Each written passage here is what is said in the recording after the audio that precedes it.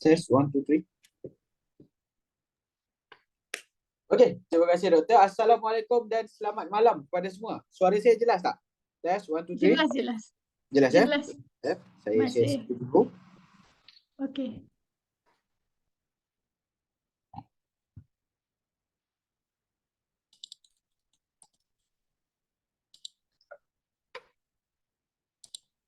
Okey.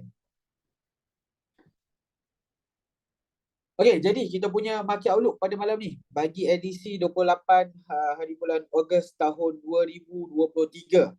Maksudnya minggu ini merupakan minggu yang terakhir bagi tahun bagi bulan Ogos untuk tahun 2023 lah. Bermaksud okey, pada minggu hadapan ataupun hujung minggu ni. Okey, lebih tepat sekali hujung minggu ini. Okey, pada hari Jumaat kita akan melangkah masuk ke bulan yang baru iaitu bulan September.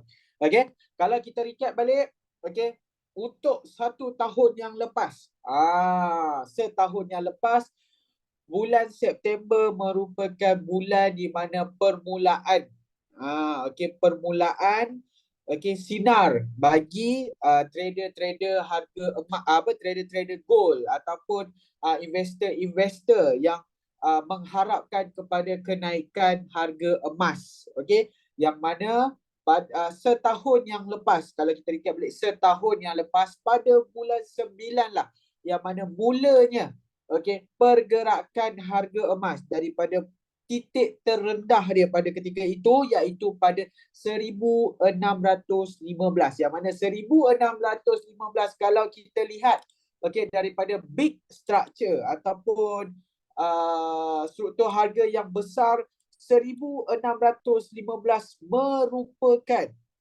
titik yang terendah yang dicapai pada tahun 2022, yang mana titik terendah ni sebelum daripada itu adalah pada tahun 2020. Maksudnya selepas hampir 3 tahun berlalu, harga emas jatuh balik ke titik tersebut iaitu pada 1615. Jadi ramai dah yang orang kata apa, panik pada ketika tu. Adakah harga emas ni ada lagi sinar untuk kenaikan? Dan pada bulan 9 ataupun bulan September, penghujung bulan September, kita lihat harga emas mula membuat kenaikan daripada titik tersebut iaitu pada 1615 dan mula mendakilah. Kenaikan dia berterusan membentuk satu uptrend sehingga pada titik yang tertinggi dalam sejarah harga emas dunia iaitu pada tahun ini bulan Mei. Berapa harga dia? $2,080 per ounce. Daripada 1,600 harga terus skyrocket sehingga mencapai pada paras $2,080 per ounce, yang mana harga tersebut tak pernah lagi dicapai oleh instrumen gold ni. Gold spot tak pernah lagi mencapai pada paras $2,080 per ounce. Tidak pernah lagi dicapai. Tetapi dicapai pada tahun ini bulan 5. Dan selepas daripada titik tersebut, harga emas kembali lagi membuat penurunan dan harga terkini pada malam ini adalah pada $1,914. Jadi sepanjang market outlook pada malam ni, kita akan melihat bilakah kita akan jumpa point ataupun titik terendah untuk kenaikan harga emas seperti apa yang kita nampak pada tahun lepas. Kalau macam tahun lepas, rezeki kita jumpa point tersebut pada bulan 9. Jadi pada tahun ini kita masih lagi tak tahu bilakah kita akan berjumpa dengan point terendah tersebut. Sebab kalau lihat pada pergerakan, kita masih lagi tersekat di tengah-tengah pergerakan downtrend. Kalau lihat daripada bulan 5 sehingga ke hari ini, harga emas masih lagi dalam structure downtrend. Jadi kita masih menantikan lagi harga emas untuk sampai ke point terendah, di mana point terendah tu kita jangka di antara kawasan 1,800 sehingga $1,615 per ounce. Kejap lagi kita akan bincang dengan lebih teliti lagi dalam sesi untuk technical analysis. For now, okay. For now, untuk malam ni, permulaan kita akan mulakan dulu dengan fundamental analysis. Kepada yang tak tahu, kepada yang baru dengar sesi Market Outlook kita pada malam ni, okay, saya bagi sedikit pengenalan kepada anda. Sesi kita pada malam ni adalah kita nak memfokuskan, okay, untuk sesi part saya, Market Outlook adalah kita untuk memfokuskan, untuk kita membincangkan instrumen harga emas dunia ataupun instrumen emas dunia tu sendiri, yang mana kita tahu harga emas ni ada naik dan turun dia. Jadi kita nak lihat daripada perspektif fundamental dan juga teknikal. Apakah input-input penting ataupun signal-signal penting yang kita boleh dapat daripada instrumen emas ni. Dari sudut fundamental, iaitu fundamental kita akan lihat economic event. Yang mana economic event ni kita boleh pecah kepada banyak perkara lah. Tapi yang paling penting sekali untuk emas dunia adalah yang pertama sekali economic news, berita ekonomi. Yang kedua economic data ataupun data ekonomi. Okey, itu adalah dua benda yang penting buat masa sekarang ni untuk dijadikan sebagai reference kepada fundamental analysis untuk harga emas. Kemudian selain daripada perkara tersebut, kita juga nak melihat isu dunia hari ini, apa perkara-perkara yang hangat yang berlaku pada hari yang boleh memberi kesan kepada ekonomi dunia dan juga ekonomi negara yang kita fokuskan untuk harga emas, iaitu Amerika. Okey, kita fokuskan pasaran emas kita kepada negara Amerika sebab apa? Sebab kalau dilihat dari sudut ekonomi, harga emas disandarkan pada mata wang dolar ataupun penilaian harga emas di peringkat global dinilaikan menggunakan nilai USD. Itu maksudnya disandarkan kepada US dollar. Jadi setiap kenaikan dan penurunan harga emas akan memberi kesan kepada kenaikan dan penurunan dolar juga, ataupun kesan kenaikan penurunan dolar akan memberi kesan kepada kenaikan dan penurunan harga emas. Dia ada correlation di antara emas dan dolar. Yang mana konsep dia senang kita nak huraikan adalah kita menggunakan konsep seesaw ataupun jongkang-jongkit. Okey, kat sini saya boleh lukiskan satu. Okey, bentuk jongkang-jongkit. Ni boleh dikira jongkang-jongkit lah walaupun tak cantik sangat kan. Okey, you letak dekat sebelah ni mata wang US dollar dan sebelah ni you letak gold price So kesan dia macam mana? Kita nak bandingkan antara dolar dengan gold ni mudah saja. Kalau katakan dolar membuat kenaikan, harga emas akan membuat kejatuhan. Tetapi kalau katakan dolar membuat kejatuhan, harga emas akan membuat kenaikan. Ini adalah kesan di antara ataupun hubung kait ataupun correlation di antara dolar dan juga harga emas. Yang ni yang you kena faham. Ini adalah basic yang you kena faham supaya nanti you tak terkeliru apabila you orang kata apa? Apabila kita faham tentang fundamental tetapi kita tak tahu hubung kait antara dolar dan emas.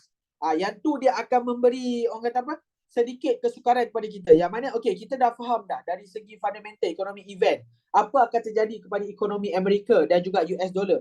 Tetapi kita tak faham apakah kesan yang US dollar tu bawa kepada harga emas. Jadi dengan kita faham konsep jongkang-jongkit ni, kita akan tahu bagaimana pergerakan harga emas. Orang kata apa? Pergerakan harga emas ni akan ikut juga pergerakan dolar. Setiap turun naik dolar akan memberi kesan kepada turun naik harga emas. Seperti konsep jongkang-jongkit yang saya ceritakan ni. Okey. Jadi bila kita cerita tentang fundamental ni, kita nak fokus pada dua benda yang saya katakan tadi. Iaitu yang pertama, kita nak fokuskan kepada apa? Yang pertama tadi, macam yang saya cakap, kita nak fokuskan kepada berita ekonomi. Dan yang kedua, data ekonomi. Jadi kat mana sumber rujukan kita untuk berita ekonomi dan juga data ekonomi ni? Okey, mudah saja. Sumber rujukan kita boleh dapatkan daripada Google saja. Zaman sekarang, orang kata apa, zaman maklumat semua di hujung jari. Jadi kita ambil orang kata apa, teknologi ni sebagai kita punya alat bantuan untuk kita dapat update information. Okey, dekat mana kita nak tengok? Okey, untuk dua benda ni, berita ekonomi dan juga data ekonomi. You boleh pergi website ekonomi yang ada, ataupun saya suggestkan you pergi dekat Forex Factory, one of website ekonomi yang ada dekat luar sana lah, yang menjadi antara rujukan utama untuk bukan setakat investor dan juga trader, okey, di seluruh dunia untuk mendapatkan berita ataupun info-info penting dalam financial market ni. Okey. So dekat sini Forex Factory ni you boleh pergi dekat bahagian kalender. Yang mana bahagian kalender ni kalau you tengok, kalau you buka Forex Factory bahagian kalender, setting default dia akan ada banyak mata wang. Okey, kita akan ada banyak currency. You filterkan hanya letak US dollar. Sebab apa? Sebab kalau katakan you buat analisis untuk harga emas, you hanya nak fokuskan kepada dolar saja. Untuk mata wang lain tak, you orang kata apa? You nak KIV. Sebab apa? Sebab untuk mata wang lain ni dia tak memberi kesan secara langsung, okey, kepada harga emas. Okey, buat masa sekarang ni hanya dolar sahaja memberi kesan secara langsung kepada harga emas. Jadi dekat situ kita nak fokuskan segala news, segala update, segala data ekonomi, okey, dalam pasaran Amerika. Semuanya kita nak dapat, okey, data tersebut supaya kita tahu ke manakah arah tuju harga emas. Supaya boleh bagi kita input. Harga emas ni nak turun lagi ke? Harga emas ni nak naik ke? Itu input yang kita perlukan. Jadi dekat sini kalau lihat kalender saya dah siap filterkan. Saya letak hanya US dollar. You boleh lihat kat sini semua USD. Jadi ini dia punya kalender dia. Okey, kalender ni dia bagi jadual lah. Hari apa, waktu apa, news apa yang akan keluar. So kalau news ni, okey, setiap minggu saya ada ajar antara detail-detail untuk baca news. Okey, siapa-siapa yang terlepas ataupun baru masuk nak tahu teknik-teknik baca news, okey, you boleh tonton balik kelas-kelas saya sebelum ni. Okey, you boleh tonton Gravity Circle, maybe you boleh dapatkan recording daripada Uncle Mus kita, ataupun untuk sesi bersama Angel Group yang selalunya diadakan pada malam Khamis, you boleh dapatkan di YouTube Angel Group lah. Okay, you boleh tengok kita punya fundamental dan technical analysis punya session. Okay, you boleh belajar dari situ dari segi fundamental. Okay, ada beberapa poin penting lah yang saya, ataupun tips penting yang saya dah ajar. Contohnya cara pengiraan data, cara kita identify, okay, kesan news tersebut kepada pasaran. Okey, contohnya satu-satu news ni keluar, macam mana kita nak tahu apakah impact yang dia bawa kepada market. Itu you boleh lihat, okey, untuk news untuk session yang lepas-lepas. Okey, untuk malam ni saya nak fokuskan bercerita tentang fundamental kita pada minggu lepas. Sebab minggu lepas, okey, saya buka last week punya.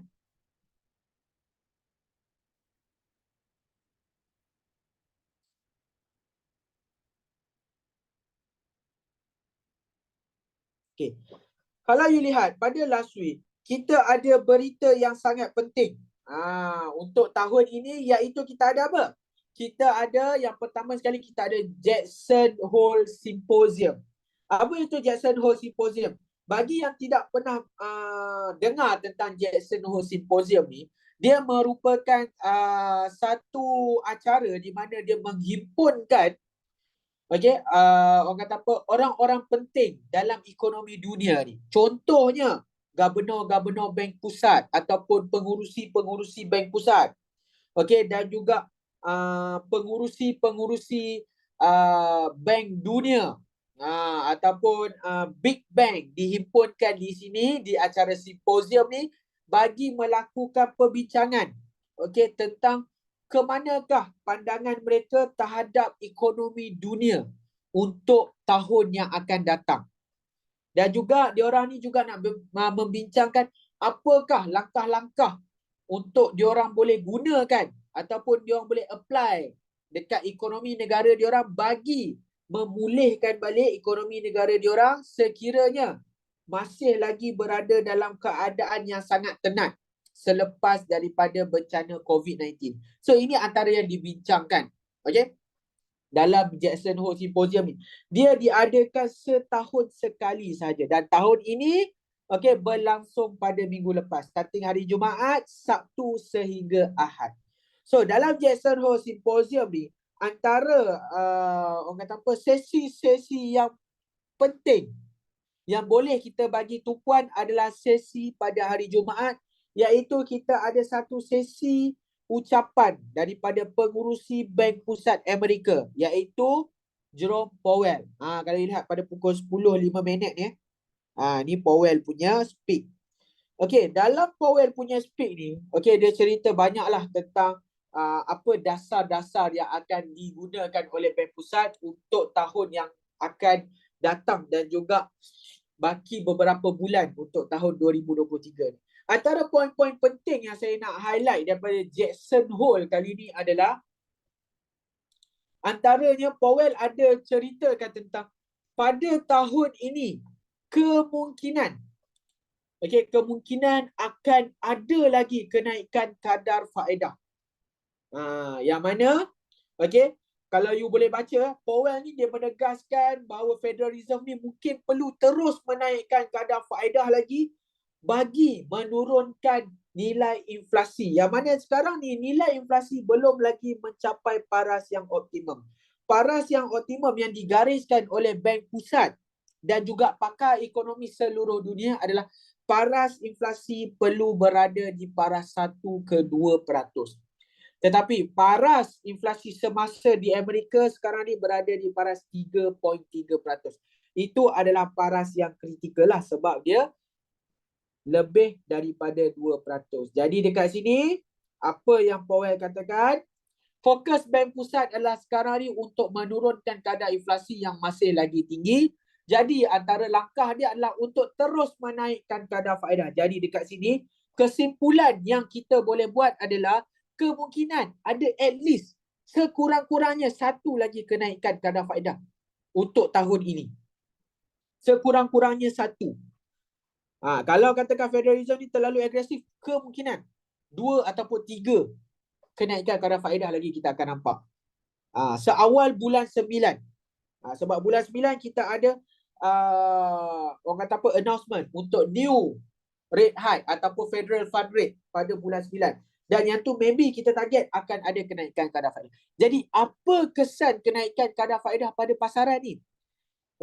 Kesan kenaikan kadar faedah kepada pasaran, harga dolar dia adalah membuatkan dolar ni untuk mengukuh. Bila saja Federal Reserve ni, ingat, bila saja Federal Reserve ni naikkan dia punya kadar faedah, you standby, dolar akan mengukuh. Mata wang ataupun harga dolar akan mengukuh apabila Federal Reserve menaikkan kadar faedah. Tak kisahlah berapa peratus, yang mana banyak yang mengatakan kemungkinan kenaikan pada kali ini adalah sebanyak 0.25% ataupun 25 mata asas. Tapi yang nak di-highlight kat sini, sekiranya ada kenaikan kadar faedah, you standby. Bila katakan ada kenaikan kadar faedah, dolar akan mengukuh. Bila katakan mata wang dolar ni mengukuh, harga emas akan membuat penurunan.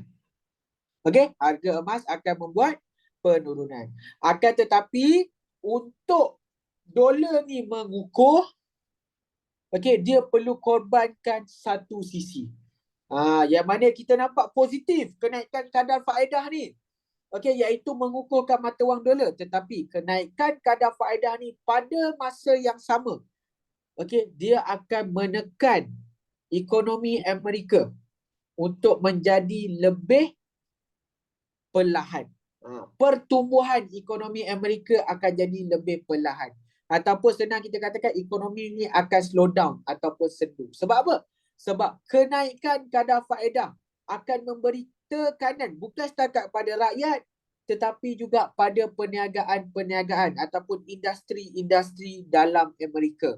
Sebab apa? Sebab komitmen akan melambung naik seiring dengan kadar faedah yang dinaikkan.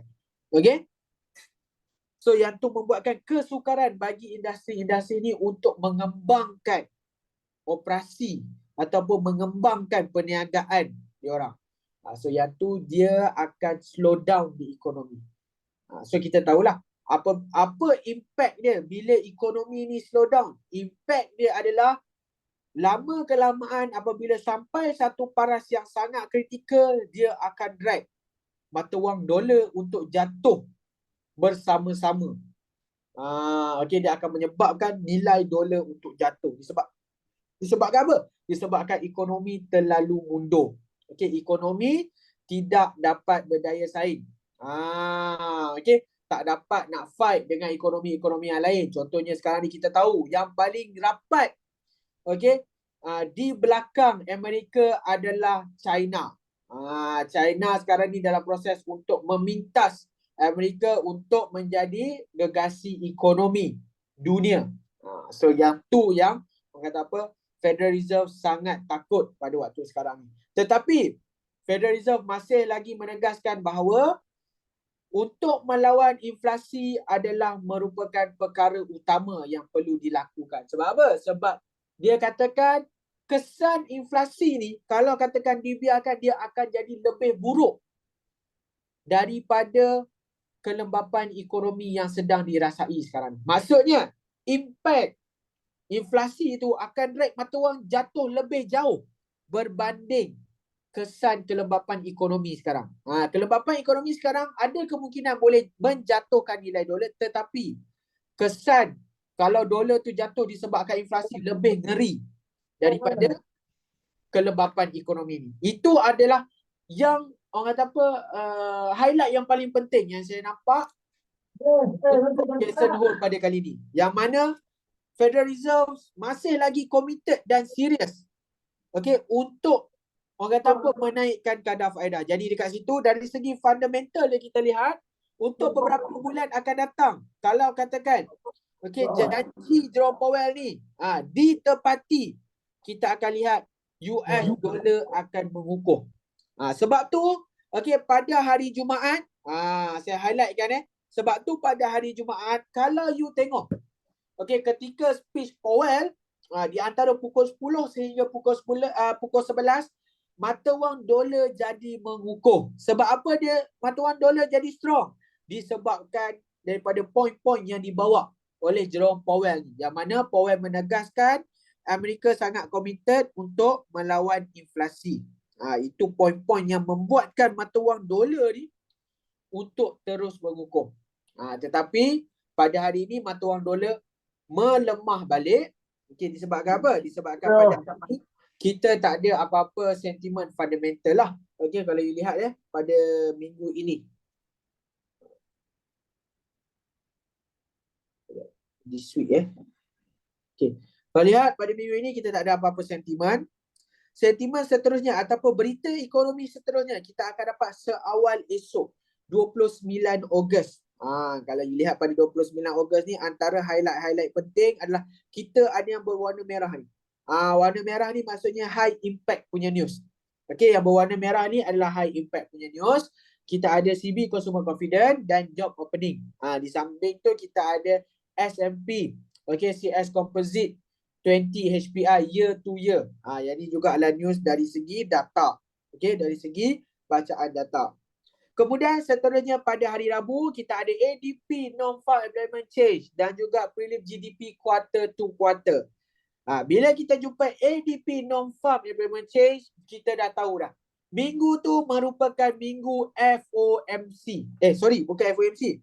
Minggu untuk NFP. Okey, ADP dia bukan indikator untuk FOMC, dia merupakan indikator bagi NFP. Okey. So ADP ni senang nak faham, dia menyukat lebih kurang 1/3 daripada sektor pekerjaan di US. Di mana NFP pula untuk non-farm employment change mengukur keseluruhan sektor pekerjaan di Amerika kecuali sektor perladangan. So yang tu, sebab itulah ADP ni sering dijadikan sebagai indikator utama. Apa maksud indikator utama ni? Yang tak faham. Indikator utama ni apa? Indikator utama ni sebagai petunjuk awal. Itu maksud indikator utama. Indikator utama adalah petunjuk ataupun tanda-tanda awal yang kita boleh nampak. Sekiranya ADP ni meningkat, okey, kemungkinan besar NFP juga akan menunjukkan orang kata apa? Kesan yang sama. Okey. Itu untuk ADP. Kemudian kita ada pada hari Khamis, kita ada unemployment claim dan juga price index. Itu pada hari Khamis. Hari Jumaat, yang mana hari Jumaat merupakan highlight pada minggu ini. Ingat hari Jumaat merupakan highlight pada minggu ini. Yang mana pada hari Jumaat, kalau you nampak, kita ada apa? Kita ada news NFP, event news NFP.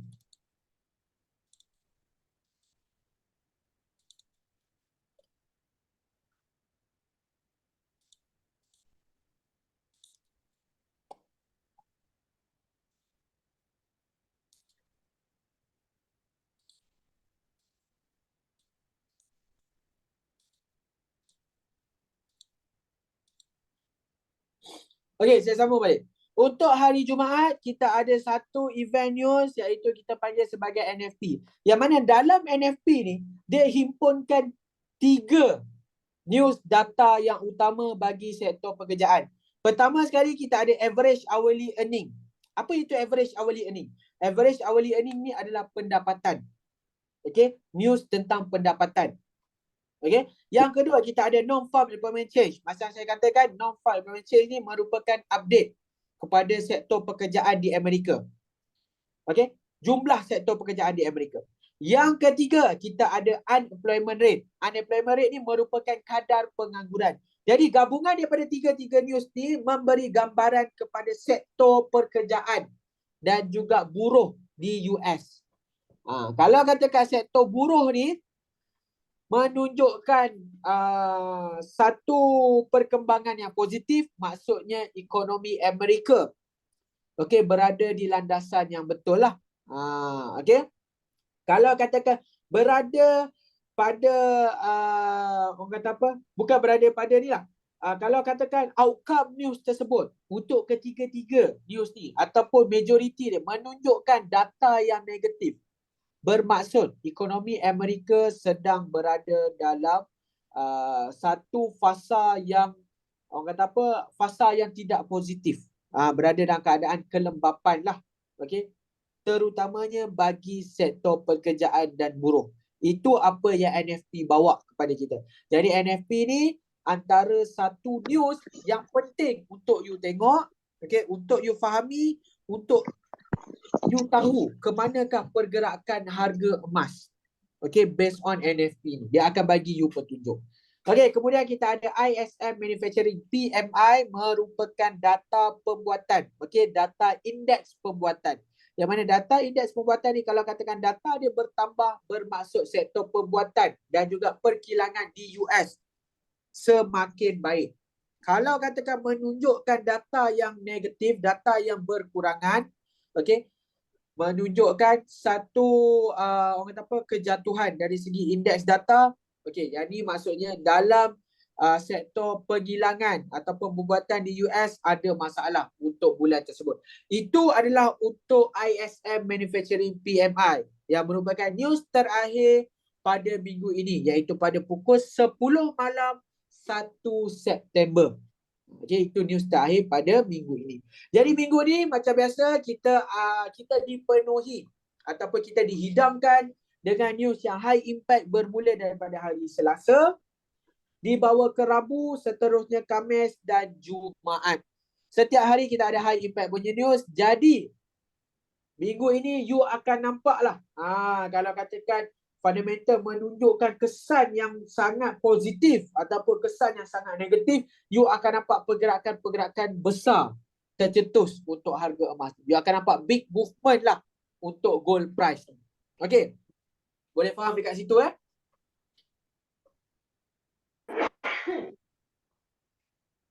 Okay, ada apa-apa soalan lagi tak untuk fundamental? Untuk fundamental punya part, ada soalan atau tidak? Fundamental punya part dahulu. Ada soalan atau tidak? Before kita nak pergi ke session yang seterusnya ataupun bahagian seterusnya iaitu technical analysis. Ada tak? Sama-sama ada soalan? Kalau tak ada soalan, kalau nak proceed ke technical, saya nak tengok semua reply satu. Ada soalan lagi tak?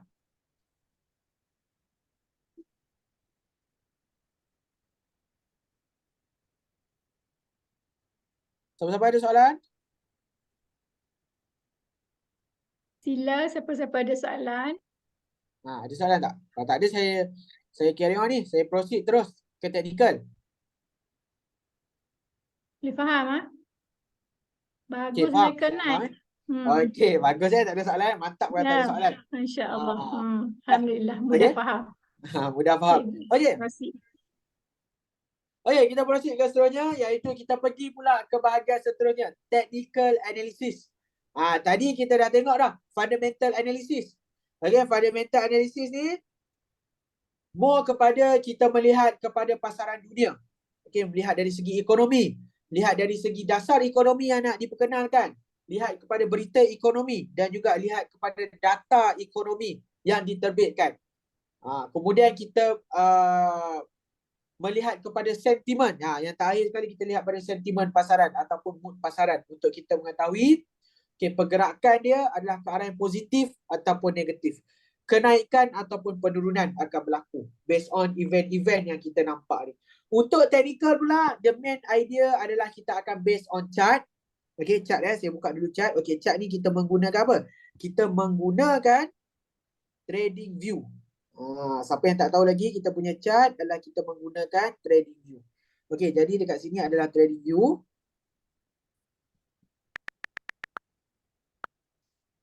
Okey, trading view untuk harga emas dunia.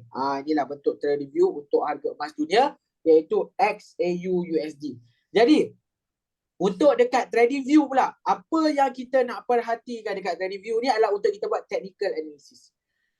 Basic idea untuk technical analysis ni untuk you faham adalah technical analysis ni adalah satu analysis yang based on prediction. Maksudnya kita punya jangkaan kepada harga emas ni untuk masa yang akan datang. Kita buat prediction. Untuk masa yang akan datang harga emas ni akan membuat kenaikan ke penurunan. Itu adalah idea. Idea untuk apa? Idea untuk technical analysis iaitu dia adalah based on prediction. Macam mana kita boleh buat prediction ni? Kita boleh buat prediction ni based on history movement. Pergerakan harga emas yang lepas-lepas tu kita ambil, kita jadikan rujukan. Untuk kita nampak seterusnya harga emas ni akan terus membuat pergerakan. Kalau katakan harga emas sedang membuat penurunan, adakah penurunan harga emas tu akan berterusan? Ataupun penurunan harga emas ni dah hampir tamat dan akan ada kenaikan harga emas pula. So itu adalah technical analysis, adalah kita punya prediction kepada pergerakan harga emas untuk masa yang akan datang. Okey. Untuk technical analysis kita pada minggu ini, before kita start untuk minggu ni punya analysis, kita throwback untuk minggu lepas. Kita buka balik, minggu lepas punya analisis. Apa cerita minggu lepas punya analisis ni? Kalau tengok balik, minggu lepas punya analisis adalah pergerakan harga emas pada minggu lepas, dia membuat kenaikan. Kejutan pada minggu lepas adalah harga emas membuat kenaikan. Jadi, kenaikan harga emas ni kita bias kepada pergerakan correction lah. Yang mana satu pergerakan retracement kecil bagi melengkapkan. Bagi melengkapkan apa? Bagi melengkapkan wave 4. So nampak ini adalah yang saya highlight iaitu wave 4. Nampak dekat sini. Dekat kawasan sini, wave 4. Ini yang dimaksudkan sebagai wave 4. Itu yang berlaku pada minggu lepas. Jadi the next prediction, kita katakan bahawa harga emas ni akan membuat penurunan lagi, di mana harga emas ni masih lagi belum melengkapkan wave C. Yang mana sekarang ni bagi yang tak tahu, harga emas dalam perjalanan bagi melengkapkan wave C. Wave C ni kita jangkakan akan lengkap sekitar harga 1,800 sehingga 1,615. Dolar per ounce. Ini adalah kawasan okey, yang kita predik untuk wave C ni tamat, yang mana akan berlaku retracement. Kita jangkakan akan berlaku retracement dekat kawasan ni. Jadi Dia turun sampai 16, 1,5. prediction kita pada minggu lepas, kita bias on sell lagi ataupun kita bias untuk bearish movement tu untuk berlaku lagi. Okay, kita bias untuk bearish movement tu untuk berlaku lagi, yang mana retracement, okay, bullish yang kita nampak minggu lepas adalah sekadar correction bagi wave 4. Okay, apabila dia lengkap wave 4, seterusnya dia akan buat apa? Seterusnya harga emas ni akan membuat penurunan bagi melengkapkan 5. Jadi penurunan bagi 5 ni lah yang akan melengkapkan wave C. Maksudnya bila 5 ni siap, maksudnya wave C tu akan siap. Sebab apa? Sebab bila kita tengok balik, okay, kita tengok balik kepada karakter wave C. Apa yang wave C ni kena ada untuk kita nampak bahawa wave C ni dah lengkap. Okay, kita pergi balik dekat karakter wave C. Wave C ni, dia punya bentuk mestilah bentuk dia macam ni. Kena ada 1, 2, 3, 4, 5. Okey, bila lengkap 5 ni barulah kita katakan C ni lengkap. Selagi kita dah nampak penurunan untuk 5, bermaksud C tu masih belum lengkap. Dia masih lagi tergantung. Okey, wave C masih lagi tergantung. Sekiranya okey, 5 ni tidak dilengkapkan lagi. Maksudnya kita baru nampak di kawasan 4. Maksudnya upcoming movement kita masih bias lagi untuk bearish tu berlaku. Sebab apa? Sebab untuk dia melengkapkan 5. Jadi dia align dengan zone yang kita bagilah. Iaitu zone yang kita bagi adalah pada paras 1800. Jadi untuk penurunan wave untuk melengkapkan yang kelima, kemungkinan besar dia akan masuk ke zone yang kita bagi, iaitu zone 1800 sehingga 1600. Jadi ada yang tanya, jadi harga emas adakah dia akan turun sehingga 1600? Okey, macam yang saya katakan, ini adalah satu zon ataupun kawasan. Yang mana zon ni, okey, starting level dia, untuk you faham sebab ada setengah yang tak faham bila saya katakan harga emas akan masuk dalam zon 1800, yang ini adalah zon 1800, ini adalah level 1615. Okey, ni kita akan create satu kotak. Ada yang tak faham? Katakan, oh maksudnya harga emas ni akan turun sampai 1615 lah. Okey, you kena faham perkataan zone. Zone tu maksudnya kawasan, region ataupun area. Jadi bila katakan harga emas ni akan masuk dalam zone, so bila katakan dia masuk pada 1750, dia dah masuk dalam kotak hijau belum? Ya, dia dah masuk. Jadi the idea of zone adalah kita bagi satu kawasan yang mana kita dalam kawasan tersebut kita predict ataupun kita orang kata apa, fokus akan ada retracement berlaku. Maksudnya akan ada retracement. Apa maksud retracement ni? Ada yang tanya, apa maksud retracement ni? Okey, retracement ni maksudnya U-turn. Faham tak apa itu perkataan U-turn? Maksudnya kalau sekarang ni harga tengah turun, bila katakan harga tu U-turn, dia pergi ke mana? Dia U-turn maksudnya dia naik ke atas. Dia ubah arah, dia ubah direction. Itu adalah maksud retracement. Jadi kita predict dalam kawasan hijau ni akan berlaku retracement. So hijau ni dekat level mana? Dekat level mana kita tak pasti. Tetapi di antara kawasan 1800 sehingga 1615. Boleh jadi harga tu retrace di kawasan 1700. Ataupun harga tu turun bawah lagi, 1680. Ataupun tak sampai 1700, sampai 1750. Dia buat retracement. So itu maksudnya zone. Yang mana zone tu, bila harga masuk, okey, kita tunggu untuk harga tu buat retracement. Yang mana retracement tu kita tak tahu pada level berapa. Cuma yang kita dapat tahu, dalam kawasan tersebut akan berlaku retracement. Jadi ini kawasan yang kita bagi. 1800 sehingga 1615. Jadi kalau katakan sampai 1800 harga turun lagi, okey tak apa, biarkan dia turun. Katakan dia turun 1700. Okey tak apa, sebab apa? Sebab masih lagi dalam kawasan retracement. Bukan katakan harga akan retrace di kawasan 1,800, 1,600. Tak semesti bila kita sebut 1,800, harga sentuh 1,800, harga kena naik. Tidak. 1,800 hingga 1,615 adalah satu region ataupun area yang mana retracement akan berlaku dalam tu. Bila kita sebut dalam tu, dekat whatever kawasan pun, okay, whatever level pun, yang penting dia dalam kotak hijau. Jadi dekat sini apa yang kita faham? Kotak hijau ni kita boleh manfaatkan dia sebagai apa?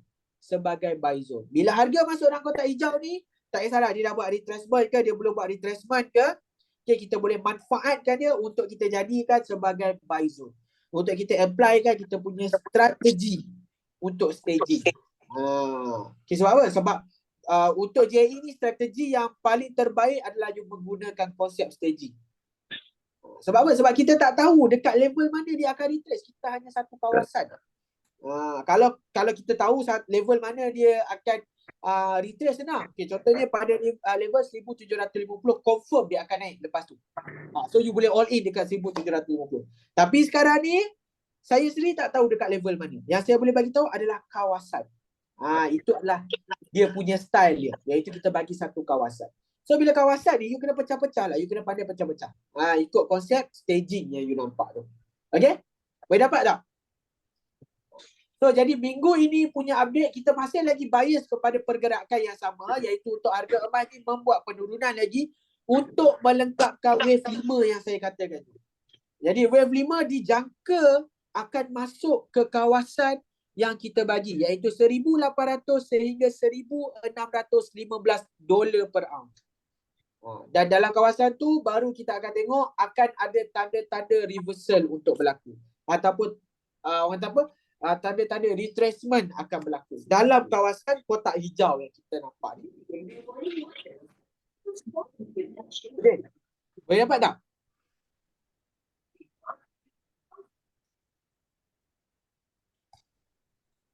Okey, siapa ada soalan? Untuk teknikal.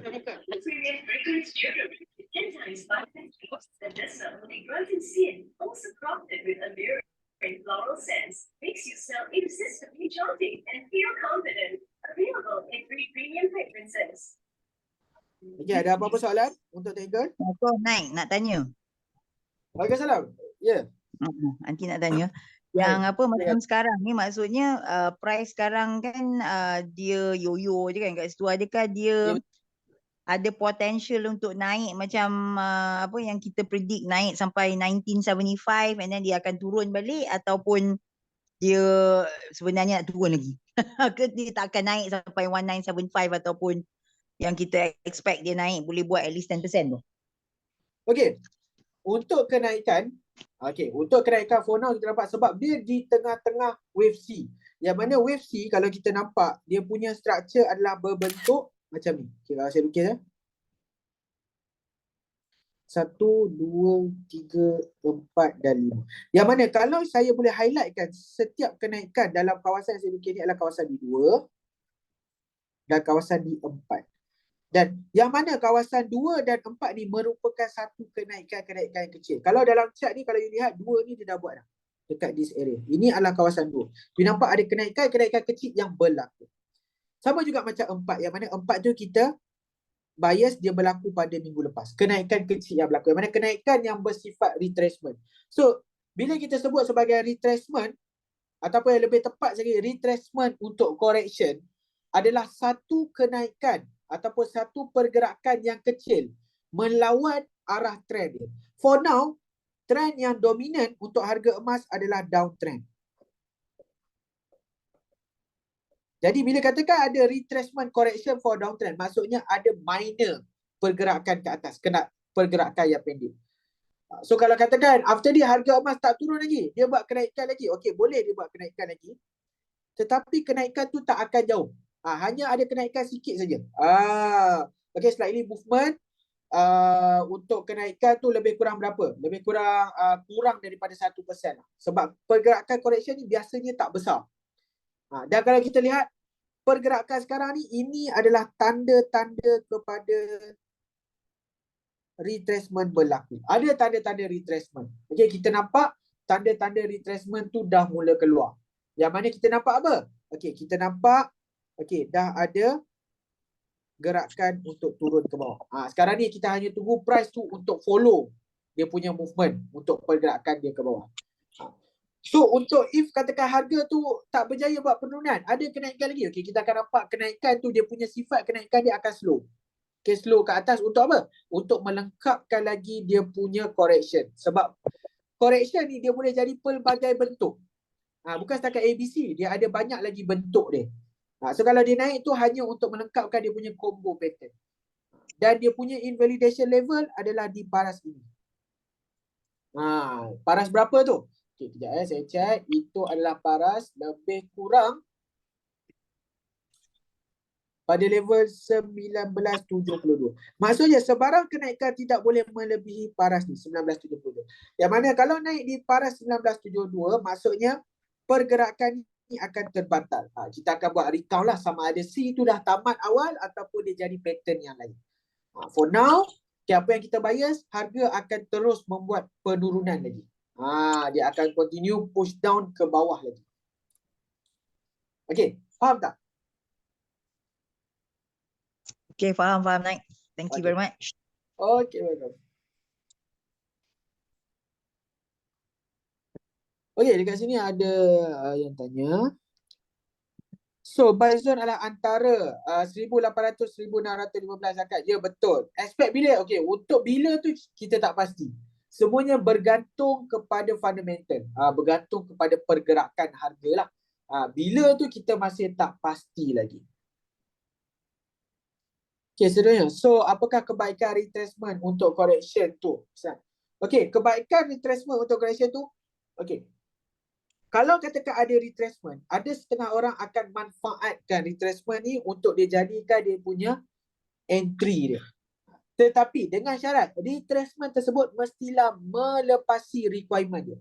Maksudnya, kalau kita punya main focus analisis kita adalah pada GAE punya produk. Jadi apa kita punya main requirement for GAE? Main requirement for GAE adalah mesti setiap pergerakan, tak kisahlah dia retracement correction ke, dia ada retracement for the new trend ke, mesti melebihi 3%. Sekurang-kurangnya mesti 4% lah, senang cerita. Sekurang-kurangnya mesti 4% punya pergerakan. Kalau katakan kita punya retracement tu, kita punya jangkaan kurang daripada 4%, okay, better jangan ambil kawasan tersebut. Biarkan saja harga tu untuk naik. Contoh kita nampak, harga nak naik 2%. Okay, biar saja dia naik 2%. Sebab apa? Sebab kita jangkakan lepas 2% tu harga akan drop. Tapi kalau kita katakan, okay, kita nampak potential untuk naik lebih daripada 4%, okay, baru kita ambil kawasan tersebut. Okay, baru kita ambil kawasan tersebut untuk beli GAE. Dan bila harga tu dah naik menepati kita punya prediction, naik above 4%, okay, baru kita decide untuk terminate. Sekiranya dah berada di paras yang sesuai. Sama cerita dia macam sesi yang lepas iaitu wave B. Okay, wave B kita nampak ada potential untuk naik melebihi 4%. Tetapi dalam keadaan medium risk. Keadaan medium to high risk. Dia bukan medium, dia medium to high risk. Jadi kat situ kita boleh ambil kawasan tersebut untuk membeli, tetapi dalam portion yang kita katakan medium to high risk. So kita control kita punya portion. Dan alhamdulillah harga berjaya membuat kenaikan melebihi 4%. So cukup kita punya requirement untuk terminate dan dapat profit. Tapi sekiranya B ni awal-awal lagi kita nampak mustahil untuk naik lebih daripada 4%. Okay, kita tak akan ambil at this area.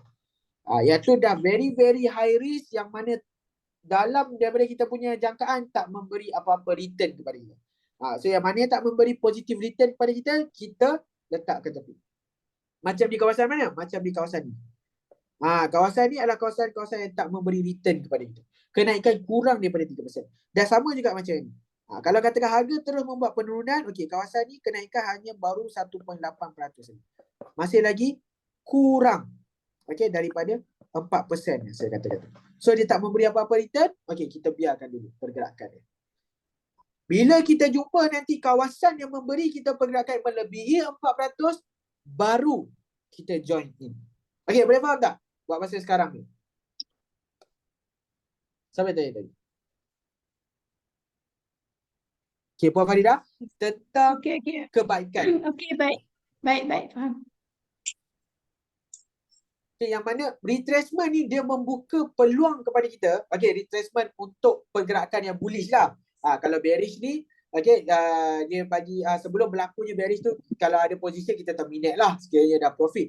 Okay, kebaikan retracement kalau bullish ni macam saya katakan, okay, dia correction ke ataupun dia trend punya movement ke, kalau dia bagi kita potential more than 4%, okay, that's a good position untuk kita ambil. Tapi based on prediction pun, okay, walaupun kita katakan prediction ni bukan 100% tepat, tetapi mostly harga akan tak lari jauh dengan kita punya prediction. So dekat situ, prediction kita ni akan menjadi salah satu point yang penting untuk kita gunakan, sama ada untuk take that trade ataupun kita avoid. Kalau prediction kita bagi satu point yang kukuh untuk kita ambil trade tersebut, yang mana dia boleh bagi return kepada kita, okay, decision tersebut menyokong kita untuk ambil. Tapi kalau katakan daripada fact yang kita dapat daripada kita punya prediction kata avoid, okay, better untuk kita avoid. Macam tu. Okay, yang mana kita punya risk management juga bergantung kepada kita punya prediction. Kita nak tengok fact dalam prediction kita boleh atau tidak. Kalau boleh, proceed. Kalau tak boleh, okay, kita avoid. Macam tu. Okay, seterusnya, ada apa-apa soalan lagi untuk kita punya sesi teknikal? So macam saya katakan tadi, kita masih lagi menunggukan harga ni untuk membuat penurunan lagi, untuk kita teruskan downtrend, untuk dia teruskan dia punya bearish movement, melengkapkan pergerakan yang dia sedang buat sekarang. Once dia dah lengkapkan pergerakan yang dia sedang buat sekarang, okay, that's a green light untuk cycle seterusnya jadi. Iaitu cycle apa? The next cycle is cycle for motive movement wave 3. So wave 3 kita target kenaikan at least 2100. So the point yang kita dapat daripada prediction iaitu kenaikan melebihi 2100 tu. Kita highlight that point untuk kita jadikan as a reason untuk kita ambil trade dekat kawasan mana? Dekat kawasan yang kita target. Kenaikan daripada mana? Kenaikan daripada zon hijau. Okey, harga akan naik daripada zon hijau ni melebihi nanti 2100. So that point yang kita akan highlight untuk jadikan sokongan kepada untuk kita beli dekat sini. If katakan, okay, daripada zon hijau ni harga akan naik, tapi naik sikit je, kurang daripada 4%. So that point kita ambil untuk kita jadikan reason kenapa kita avoid untuk beli dekat kawasan tersebut walaupun ada kenaikan. So boleh faham tak? Yang mana prediction kita ni ataupun technical analysis punya report ni, kita jadikan dia sebagai antara, okay, antara reason kenapa kita perlu beli dekat situ ataupun tidak. Okay?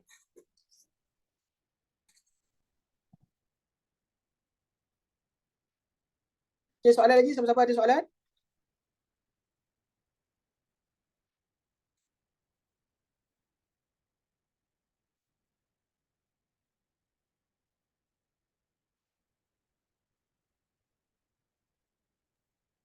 Sila, ada soalan lagi?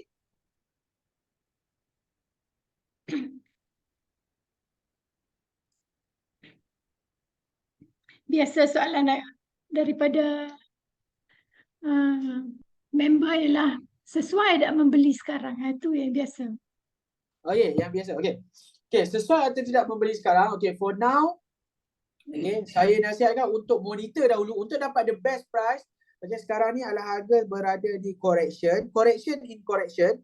Okay, walaupun harga tengah naik, harga dalam bersifat correction. So, memang agak high risk untuk sekarang ni. Saya prefer untuk you monitor dahulu. Okay, kalau ada kenaikan pun, kita jangkakan kenaikan yang kecil saja untuk berlaku. Kurang daripada 4%. Okay, jadi memang sangat high risk. For now, paling selamat for GAE. Ya, ini highlight for GAE. My advice adalah monitor dahulu. Untuk sebarang pergerakan penurunan lagi. Untuk harga tu, untuk bagi ruang untuk harga tu untuk terus turun lagi. Okay, bila the point yang kita dah target untuk harga tu get ready untuk naik, okay, barulah kita start on strategi. Okay, kalau katakan nak staging tu, staging bermula pada harga berapa. For now, sebabkan kita bias lagi untuk downtrend, okay, memang sangat high risk untuk you ambil position GAE buat masa sekarang.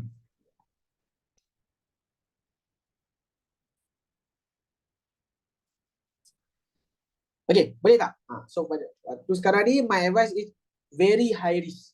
So kita monitor dulu, sabar dulu. Okey, ambil nafas dulu, tengok harga gold nak pergi mana. Sebab kalau dari fundamental pun kita nampak masih lagi Federalism ni highlight untuk dia menaikkan kadar faedah. Kalau diteruskan kenaikan kadar faedah ni, kita dah tahu dah apa result daripada harga emas. Iaitu harga emas tendensi dia untuk turun lebih banyak daripada dia naik. Sebab apa? Sebab kenaikan kadar faedah akan menyebabkan US dollar untuk mengukuh. So kat situ dari segi fundamental dan technical kita nampak memang sangat high risk untuk gold sekarang ni membuat sebarang kenaikan.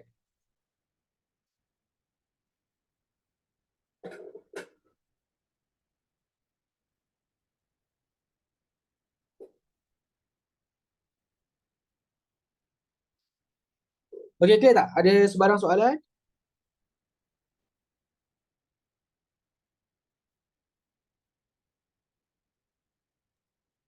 Okey, sila kalau masih ada soalan. Tak ada, semua faham Okey, saya rasa faham kot. Sekiranya tak ada soalan. Okey, sekiranya tak ada soalan, maka tamatlah sesi kita untuk pada malam ni. Bagi Market Outlook, lepas ni akan ada sesi lagi, stay lagi. Okey, untuk Market Outlook, kita tamatkan pada sampai sini saja. Okey, untuk the next update, you boleh dapatkan pada malam kami insyaAllah dengan Angel Group. Okey, saya akan ada lagi pada malam Khamis untuk sesi fundamental dan technical analysis bersama Angel Group. So dalam tu kita akan bincangkan untuk the next update dari segi fundamental dan juga technical. Apa the next update yang you boleh dapat. Sama ada kita masih lagi berpegang pada analisis yang kita bincangkan pada malam ni ataupun ada perubahan yang berlaku. Okey, boleh? So saya rasa itu saja untuk malam ni. Assalamualaikum dan selamat malam. Waalaikumsalam.